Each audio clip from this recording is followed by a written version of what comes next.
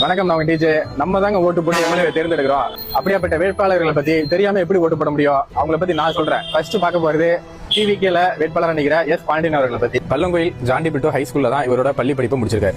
ஆதிச்சபுரம் கம்பங்குடியில 1983 இந்த வீட்டுல தான் பிறந்து வளர்ந்துருக்காங்க. காலேஜ் தஞ்சாவூர் பொன்னையார் ராமஜெயத்துல டிப்ளமோ படிச்சிருக்காரு. படிச்சு முடிச்சுட்டு நம்ம ஊர்ல வேலை கிடைக்காம திண்டாடிட்டு இருக்கும்போது சென்னை போயிருக்காரு. திரும்ப ஒரு டிம்பர்ஸ்ல போய் வேலை பார்த்திருக்காரு. ஒரு தொழில் கத்துக்கணும் அப்படின்னு சொல்லிட்டு அதுல தொழிலை கத்துக்கிட்டு திருத்துறைப்பூண்டியில ஒரு தொழிலை ஆரம்பிச்சிருக்காரு. இப்படி தொழில் தொடங்கினதுக்கு அப்புறம் பல பேருக்கு வேலை கொடுத்ததும் இல்லாம இப்படி இருந்த வீட்டை உழைப்பால இப்படி மாத்திருக்காரு. இப்படி ஒரு சின்ன கிராமத்துல இருந்து எளிய மக்களுக்காக எஸ் பாண்டியன் அவர்கள் வந்திருக்காரு. அவருக்கு என்னோட வாழ்த்துக்களுங்க. என் பேர் செல்வராஜுங்க. 66 வயசு ஆகுது. நான் இந்த ஊர்ல தான் பிறந்து வளர்ந்தா.